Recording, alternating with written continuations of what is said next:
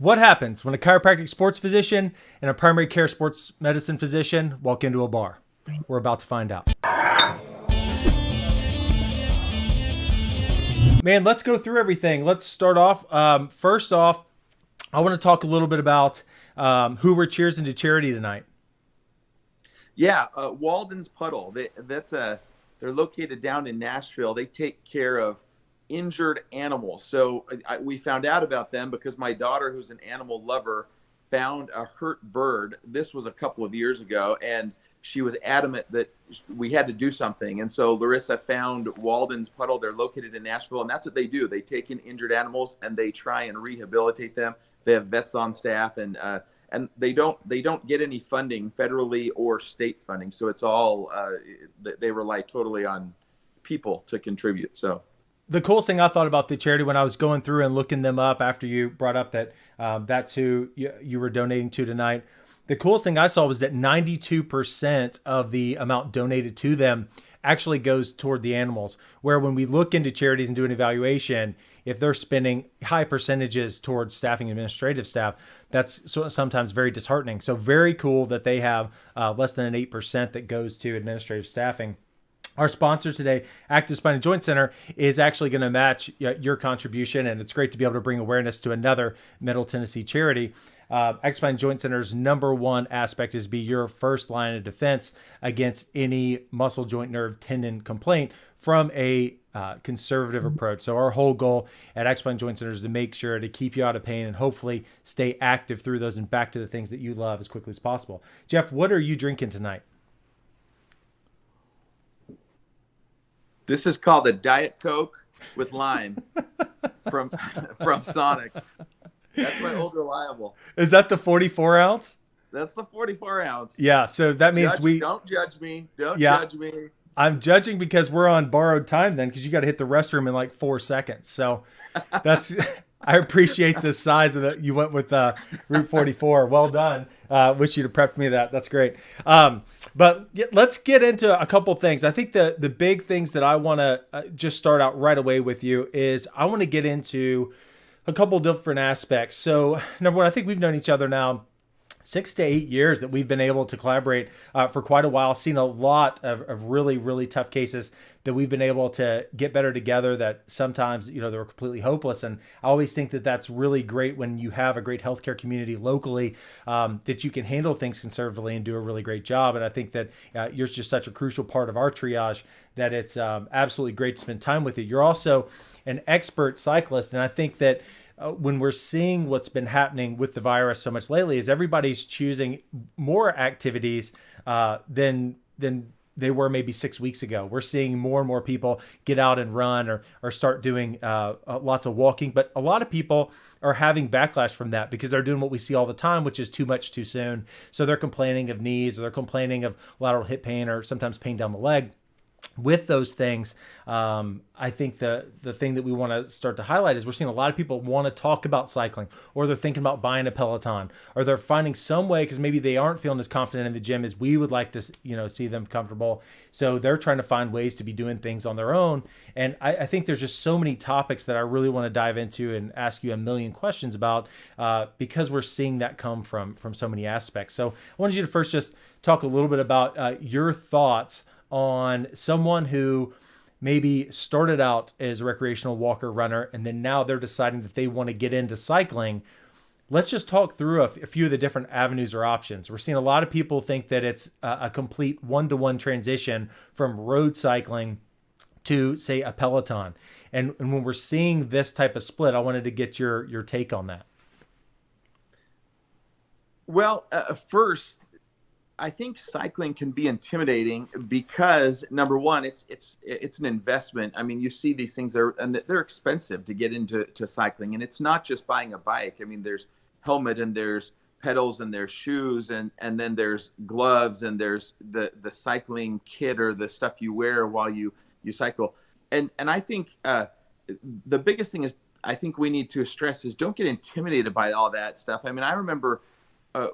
My wife actually surprised me with my first bike back in 2012. And I remember going out on bikes and I was wearing just, like a tech shirt that I had because I didn't have any kit stuff. And And I think that people sometimes feel like if they don't have everything, they can't do it. And I think that's a bad way to start, first of all, because it should be an accessible sport. And you don't have to spend thousands of dollars on it to get started. That's another important point. So to get to your point about the Peloton to road biking, I have never ridden a Peloton. I've ridden a spin bike, obviously. But there's certainly differences. And another hard thing about riding, you're riding in your home or riding on a trainer, which is what I ride on when I'm during the winter time, is much different than getting out on the road. And it is intimidating to ride out on the road. I mean, that's another huge barrier, I think, to cycling, is getting out on the road. And it's scary. And especially if you're alone, it can be you can feel really vulnerable out there. So those are all things I think that can be addressed and can from several different angles. I mean, the government, trying to make bike lanes and then trying to have cycling groups or cycling clubs that promote new riders coming in. I think all those things can be helpful. And certainly if you've ridden a Peloton, the muscles are all going to be similarly the same. The thing that's going to be different is feeling you're out on a road now. And so you're having to pay attention to things around you, either other riders and then also cars and things in the road or potholes in the road. And so that can be a big aspect that can seem intimidating. But once you start doing it, I think that gets much, much less intimidating as you start going, especially if you go in a group setting. Yeah, I think two things. Alan Bickmer just joined the feed. Just want to say hey to Alan. And I want to ask the audience, what are y'all's thoughts on using one of those in-house trainers like a Peloton or other? Jeff, you ever been on rollers before? I have not done rollers. No, some of the guys I ride with have. I think most people have retired rollers because most of us, if we're not on a Peloton, we're doing like virtual cycling, which is the most common is Zwift. Have you seen Zwift? Yeah. So, and that's where the Avids, it's like that blend of either you're Zwifter or you've, then the recreation new to it, just trying to create new healthy habits indoors is where the Peloton side's been going. I think a couple of things that you said, with your wife getting you the bike and then getting into it, I can tell you a really good story about how not to get into it. So a good way, 8 years ago, we decided that we were going to get into cycling. By we, I meant me. So I said, hey, honey, this is what we're going to do. We're going to get bikes. It's going to be incredible. So I'm going to hook you up with a bike. I'm going to get me a bike. And so I found this Trek that was like $1,100, but found it used. They'd upgraded it a bunch. Got it for like $400. Like, oh, this is incredible. My wife goes, well, I don't want to commit that much, so I'll just get one from Dick's. So she gets this bike that weighs like 4 tons, and I've got this Trek, and I'm like, honey, let's go. So we go out in Nashville, and we're having a great time for about 4 minutes, and then I'm not pedaling the rest of the time, and she's working her ass off. And I just saw that look in her face. I'm like, honey, you're struggling on this hill? And I just knew, I'm like, I completely screwed this up. So number one is, if you're going to go as a couple, don't get the dramatically disparity in quality of bike. There's a ridiculous difference there. So that's number one, party foul. That's a really good point. And so even though you don't have to get the most expensive bike, you're going to have a much better experience if you don't get the least expensive bike, for sure. I mean, because it really can be a miserable experience if you're riding a really heavy bike, or it doesn't have, it's not smooth, if it's skipping. I mean, so buying a used bike, I think there's a lot to be said for that. You can find some really good used bikes. Just find someone who cycles a lot and have them help you look through Craigslist, or, you can always go to a bike shop. They have some used bikes and they can help you. But I think that's a better choice than going like to a Dick's or a Walmart, because you're just not going to find the right bike. And most likely you're either going to end up buying a new one or just be miserable and not like the sport and think you're done, retire early. Alan said he got his wife a Pedigo. We had a patient one time, because my first question for you is, what's something you're going to go on a ride with and you're never going to go without it, whether you're alone or with a group? And the reason I bring this up, I remember this story very vividly, and I don't know why I didn't ask more details on it, but I asked the guy, this was probably about 5 years ago, and he always rides at the state line, and he has a great time, goes out for multiple hours, and I was like, what's the one thing you'll never go without? And he goes, I'll always take dude wipes. I was like, what is a dude wipe? So he takes baby wipes, and then I didn't follow up on it, so I was like, is he just having to stop to go poop in the woods? Is that what this is? But I never followed up. But let's go. What's something that you will always have with you? So this might seem a little a little over the top, but we're judging. Garmin It's a few okay. years ago came out with a rear tail light that has a radar in it. So on my little Garmin up front that shows me my speed, it also has a little thing on the side. It gives me a little beep when there's a car coming, Oh, and then nice. it shows me up the side as it comes up closer to me. Oh, And nice. and it was seen as kind of like people thought, oh, that's a little like extravagant, but now it's like it's a necessity. Like I rode yesterday and my Garmin I guess I left it on because it had not charged, so I didn't have that. And you really feel really much more vulnerable when that's not letting me know there's a car coming behind. So it's become something that it's probably one of the best things I've bought since I had my bike. I'll say that my personal bias, that's something that massively intrigues me personally, because my bias is so strongly personally, because you know how in healthcare we see so many conditions. So we'll accidentally, as healthcare providers, create this worry or anxiety because we see certain things so much. Meaning we work really hard to not do that and to not catastrophize conditions or worry about it. But man, I see it over somewhere between 1 and 2 a year over the last 11 years of bike wrecks, either hit by a car or ran off the road because of a car. So because of that, my level of concern with that is just dramatically too high on my risk reward ratio, and trusting my own skills on the bike. If I'm holding over 20 miles an hour and a car's coming and, I don't feel like it's as bad now, but I remember in grad school that just the way the cyclists in St. Louis would be treated by cars driving by. It was just so disrespectful back then. I don't feel like it's as bad in our area now, but it's still something that, bad. It's still pretty bad. There's just, Unfortunately. I just don't have that, man. That gene of like, I'm risking this, but having an alert system, something like that, dramatically lowers the barrier of fear and worry to so many people. So I think something like that is actually great, not a small thing. I mean, I've seen so many clavicle fractures, I can't even tell you, from cycling, and concussions.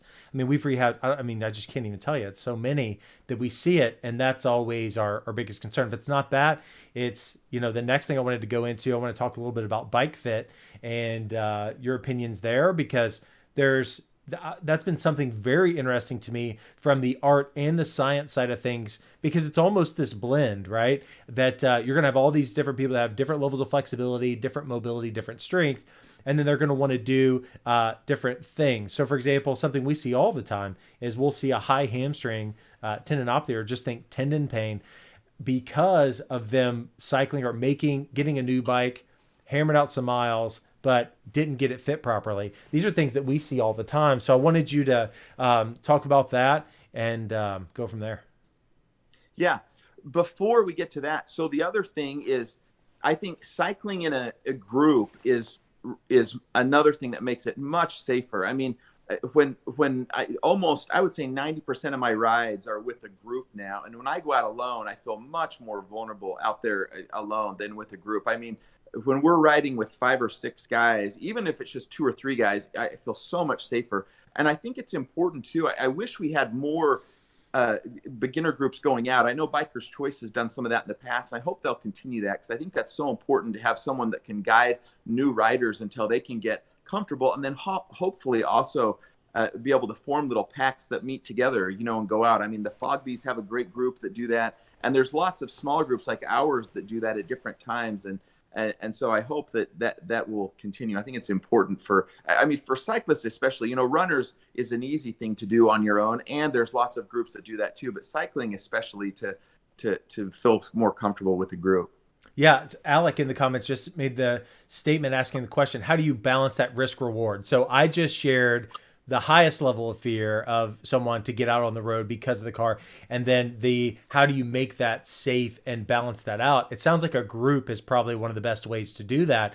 Along that line of thinking, where obviously we have the Fogbees locally, local bike shops are a great way, but what are a couple of the best ways that you found to, or at least heard of, to find people to ride with that are relatively your speed? And the reason I say that is, you as a cyclist, this, us in healthcare, we see this all the time, is that individuals, just like running, have dramatically different paces that they can hold and for how long they can hold it. So someone may be able to hold 22 miles an hour, do that for 2 hours, and then others might be able to do 22 mile an hour for 4 minutes. So they're going to drop off dramatically different in the equipment, etc. So finding that different pace, what are some options for individuals around the country to be able to help with that? Yeah, so I think the ways to find people in your group. Number one, bike shops know a lot of. We found several people that have come and ridden with our group because they've gone to the bike shop, and then the bike shop has said, "Hey, you got to get a hold of these guys." Strava is another good resource because on Strava you can go through and look at the segments and who's what pace people are riding, or when you pass people you can see who that is and how fast they're riding. And from my experience, most cyclists enjoy having more people to ride with. So finding someone that's in your group, like you said, you never want to go with a group that's going to be 3 or 4 miles an hour faster than you, because that can be a really miserable experience for everybody. But making sure that you find people that are in your whatever level you're at to go ride is going to be really important. And I think it's going to help you to be motivated, because I mean, getting up, we ride early morning. So when I get up at 4:50, if I didn't have a group waiting for me, I mean, inevitably I'd sleep in and just push the snooze button and not get up. But when I have people that I know are going to be there at 5:30, and they're going to ridicule me if I don't come, and they're going to give me a hard time if I tell them I'm out. So I know that's motivation to get there. So that's very helpful to stay motivated too. That's awesome. So take me through the transition. What initially got you into cycling? What brought that on? Because I feel like, if I remember correctly, there's a time in your life where basketball was a big focus of your life. You had med school that consumes all of your life. We worked out a little bit together, and then all of a sudden you're crushing it on the bike. Take me through that transition. What ended up building that Yeah. to where it's at today? So growing up, I mountain biked. That was my a lot out in Utah, and so I'd never rode bike before. And then after medical school and residency, which I really wasn't doing a lot of one thing. I was lifting weights kind of sporadically, and I was doing some cardio at the gym sporadically. And then you and I were doing some stuff there for a bit. And I knew I had to find something. I was having a lot of back issues, if you remember, at that time too, where my back was really bothering me consistently. Like several days a month, I would be pretty miserable with back pain, and so I thought cycling would be an avenue for me to find something that I could do consistently with a group. The thing that's nice about cycling is it can still be a very competitive outlet, where you're pushing other people and they're pushing you. And riding in a pack there's really nothing like it in my mind. That's when you have a bunch of guys that are going out there and we're trying to push each other. It's a lot of fun. So when I started out cycling, and that was in 2012 when I got my first bike, and I really didn't have a group back then. I was cycling alone, and it was pretty sporadic. And then 2013 a little bit more. 2014, when we really started to form a group to go consistently anyways, and that was the time when I really started putting in a lot of miles. And really, as soon as in 2012 when I started riding, though, I knew that it's fun. There's nothing like going speeding down a hill or going up a hill on a bike that it feels like you're just gliding up. I mean, when you can really go fast up a hill, it is really rewarding and feels good. I feel like the endorphins were there. Being outside, to me, outside versus a gym is so much better. So to me, I haven't been to a gym for years now, and thank goodness, because, well, especially now, I wouldn't go to a gym with all this stuff going on now. But being outside, being in the fresh air, especially early morning, is just so invigorating for me. And I tell people all the time, that's my therapy. That's my mental therapy. So yeah, I've really loved cycling. Yep. Let's talk about individuals actually wanting to get into cycling, but they want that first step to get there. Here's why I bring that up. One thing that one of our local runners, Alan Watts, everybody locally in the running groups knows his story pretty well, but he had a period where his running streak was absolutely astronomical. I mean, it was just thousands of days. I remember that. Yeah, absolutely just killing it.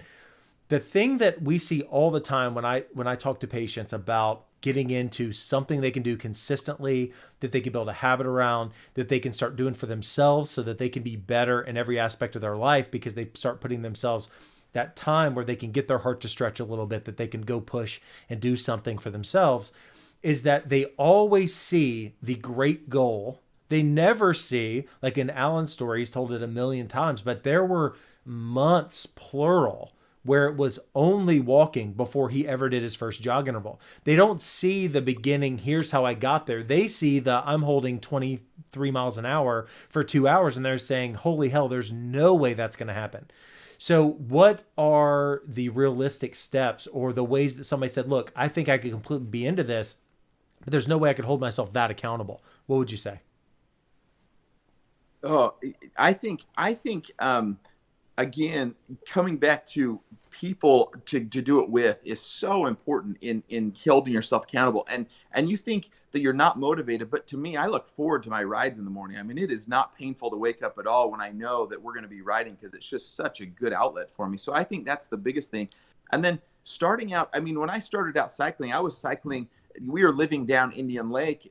That's when I first moved here. We were renting a house down Indian Lake at the bottom of the peninsula. So I had a little route that I'd go down there. You know, there was very few cars, and I was on my own. There was no pressure to like keep a pace, and I would push myself to see how quickly I could do stuff, and just to get the feel of my bike, and just to feel like I learned how to have some somewhat good control, because that is important in cycling too, is to be able to control your bike. And then I just went from there, and I gradually got faster over those several years until you start riding in a group, and you're like, oh man, I can keep up with these guys now, where I couldn't do that before. Yeah, and I think that's the one thing that even in a suburb, if you're realistic, if you bite the bullet, get up at 4:30, by the time that daybreak occurs, I'll tell you, for the last 6 weeks, I've been up every morning at about 4:30, and I get out and I do about 2 hours of jog walk. And when I'm out there, I pass about 4 cars in Hendersonville in that 2 hour time span. Yeah. So you're exactly right. If you get up early enough and you're there, right, that really lowers the risk too. So I think that's really, really important to be smarter about when you're out and how you're sharing the road. Somebody put a comment, and I think this is a really good one to talk about, is the idea of historically that there was all this buzz about how bad running was for our knees, because someone may go out, way overdo it, and now get knee pain, haven't walked or ran in 6 months, but now they went out and did 3 miles, and they wonder why they're getting this front-sided knee pain. And then there was this consensus that came from somewhere that running is absolutely horrible for your knees. One of the comments that brought up and said that, hey, Gary brought up that if we hear that doctors recommend all the time is that we need to do low impact cardio is what's really important in our life. That impact cardio, is that really as bad as we've been sold? That's the question that someone brought up.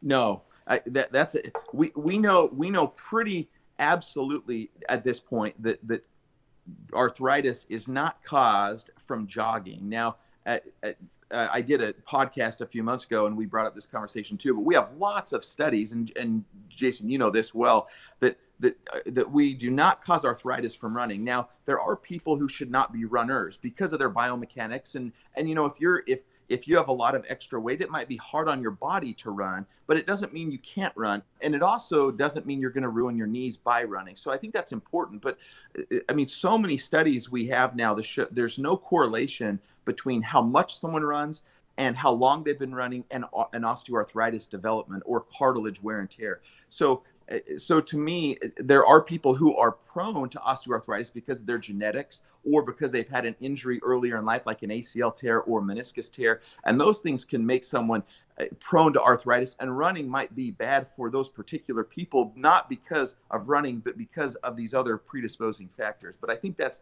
an important point to make, because I hear it. I mean, you hear it. I hear it all the time. People just saying they ruin their knees. But the best thing you can do for your knees is stay active. And if running is your thing, I mean, I have a couple patients that just absolutely won't give it up, and their knees look terrible, and they know they look terrible, but running's their thing. So our goal, my goal, your goal too, Jason, is keep them active, right? I mean, that's what we want to do. And if running is the thing they want to do, then let's try and keep them active running. I try and encourage them to cross train, and cycling's great because there isn't that impact, but absolutely, I think if people love to run, I do not stop them from running, because that's it. The most important thing. Staying active is the most important thing. If we weigh out the risks and benefits of everything. To me, that's the most important thing. Yeah, I think that's the important part that we have to really realize, is that so many times, it's not to be a conspiracy theorist, but it seems like all the things that people enjoy, if anybody ever has had a pain complaint from it, there's someone out there banging a drum that says that that's horrible for everybody. And I think that that's what we really have to really strive really hard to step back and be a little bit reasonable about what's realistic here and how can we do this more appropriately. And I think that's where the one step at a time approach is just so dadgum important. The same way that that you eat an elephant. You just can't expect these, as the older we get, to have these massive spikes in activity over what we've done previously. Yeah. And it's really unpredictable how much you can spike it before you trip off, say, tendon pain or something else. Yeah. And the lack of being able to listen to an individual's body, because they can tap into that athlete mindset or that driven mindset, or that they've got a mild vendetta against some other activity, so they're taking out their aggressions on that and then ignore what their body's telling them. We've seen that seems to be the common mantra that gets people into trouble all the time, and it's that they want to get back to this massive amount of volume, not do what's the reasonable approach. And I think that's what I see all the time, and I'm sure you see that constantly. Yes, I think when people want to get active again, like they haven't been active for a while and they want to get going, instead of taking baby steps, we always want to do too much too soon. And that's just that's the worst thing that we can do, is just too much too soon gets everybody in trouble. Our body is not made to do big jumps in changes of activity. As you know, our tendons aren't made for that. And that's when things spike up. And I think a lot of times people have a bad experience like that. They go to the gym or they go out for a jog and they haven't run for a long time and they try and do 3 or 4 miles, and their body is just barking at them, and they say, I ruined my knees, or I'm not made for this. And that's not the way to approach it. And you get those negative feedback loops, and it makes it really hard to keep going. Right. And Yes. and not only that, but it's painful to do that too. So start non-painful and work up. I mean, I think that's so important as we try and get active and stay active too, is don't get into zones that make you miserable if it's going to cause those negative feedback loops, because it's going to make it harder to stay active and to keep going.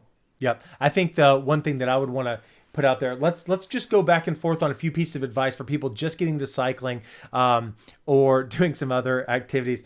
Carly White just said that the hair game is strong right now. I don't know if that's me, if that's you, but we'll take it as both of us. Hey, that's got to be you, man. That's got to be you, right? But let's go back and forth rapid fire on a few things that are really important for somebody just trying to get into cycling, that's really important that they should pay attention to themselves, or things to watch out for. So for example, my number one would be, I would set a number of weeks that you're emotionally comfortable with, to say that every ride you should be able to walk away with that with quite a bit in the tank and say that went really well. You shouldn't feel completely gassed to start out a new activity. That'd be my number one. What's yours?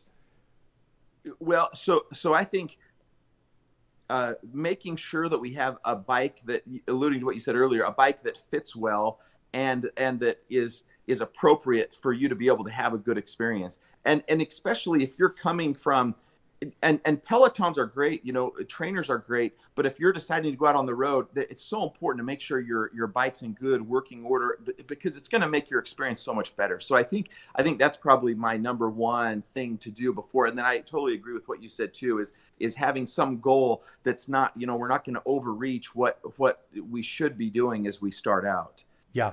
Go ahead. Sorry. One other point that I think is important as people start to ride out on the road is, we have a lot of great tools now. Strava has some great tools, and Garmin has great tools that are heat maps. And what a heat map is it shows you where people have ridden in that area.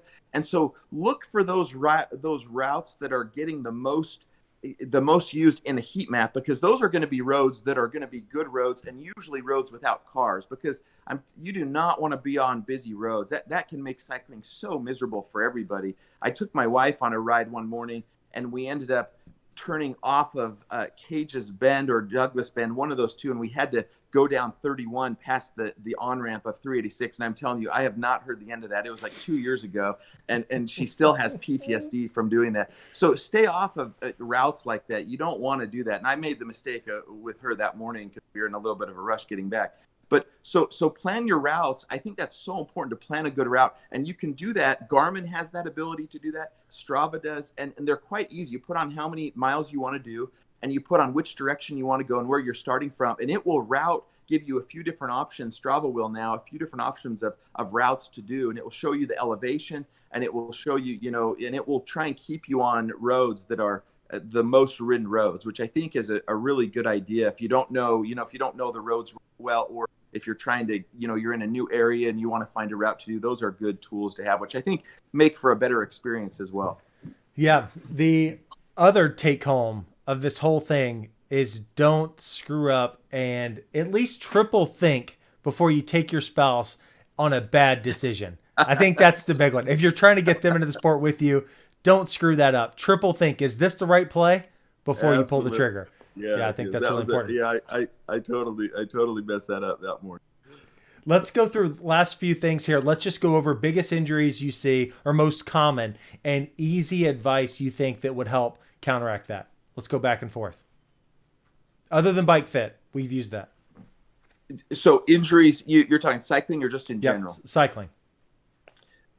Cycling is overuse. I mean, which is going to be most things, right? It's just overuse. Doing too much too soon, a poor fit, or a big jump in like mileage, or a big jump in hills, something like that.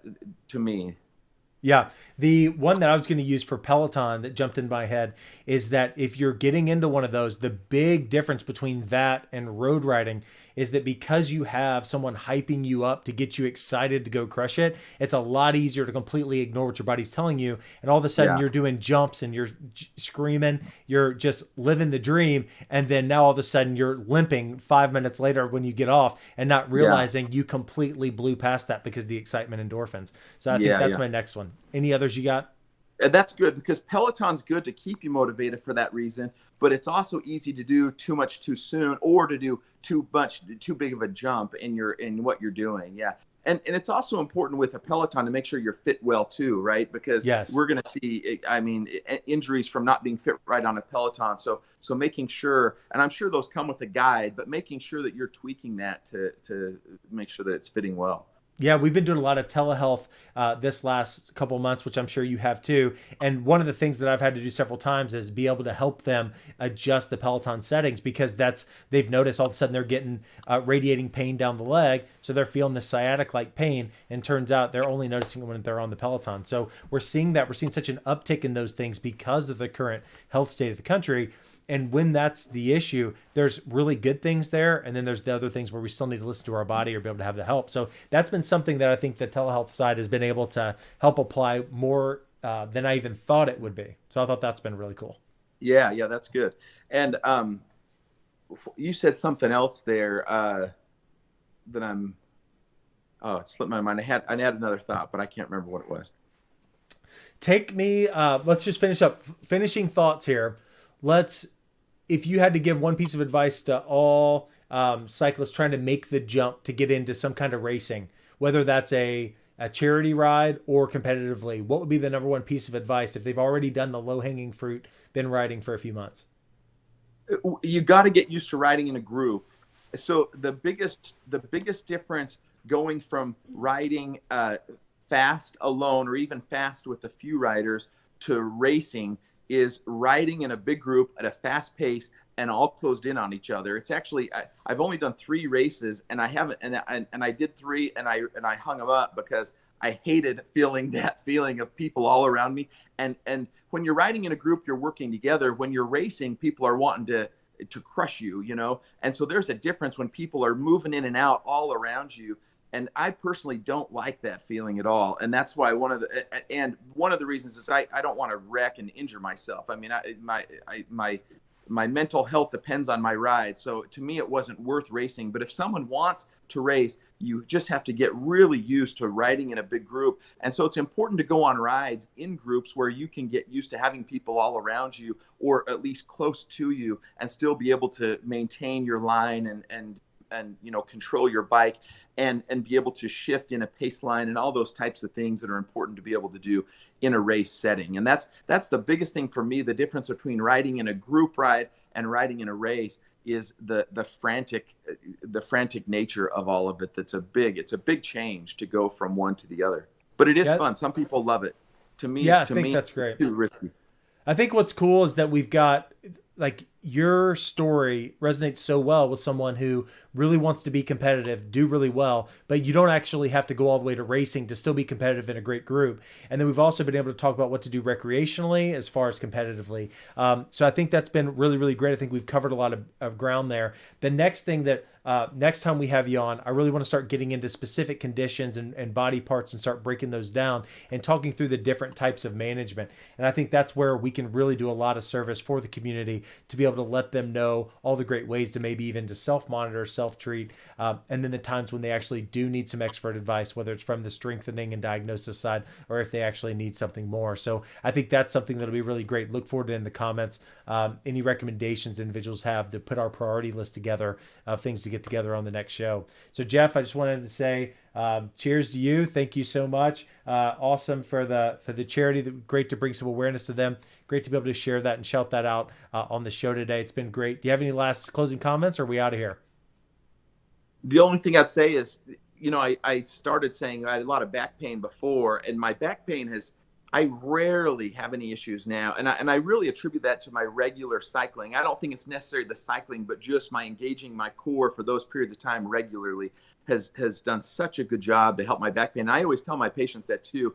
It doesn't have to be cycling, but do something regularly. I think it's so important for all of us to do that, especially in a stressful situation like we're in right now. Stay active. So I think that's the exact point, and that's where my personal bias is for our next show, is that exact topic, to talk about how important that is, because both of our specialties in the conservative world of sports medicine is that we, in the ideal world, what would happen? We would actually be completely empty on the patient schedule because everyone's BMI would be low. They would get great rest, 100 minutes of exercise a day. This whole list of recommendations, they do great, and they'd go very slow and steady, and then nothing would show up. But the reality is, as humans and the American lifestyle, we pack it into as much as we can aggressively, and we see things flare up. So we have to act reactionarily. And I think that's where we can get into a really great topic and share a lot of really great input and insight to our community. So that's where I want to go next. If we get bombarded with comments that say go a different direction, that's where it's at. But regardless, that's a topic that I'm really passionate about, and I really know you are too, because that is a great anecdote that I think really a lot of people can learn from, and know that we just start one step at a time. It doesn't have to be all in. A small step forward, more than you did yesterday, is enough to be able to start seeing great results in your personal and mental health and physical health. Jeff, thank you so much for coming on. Had a great show with you, and then we'll have you on again soon. Look forward to it.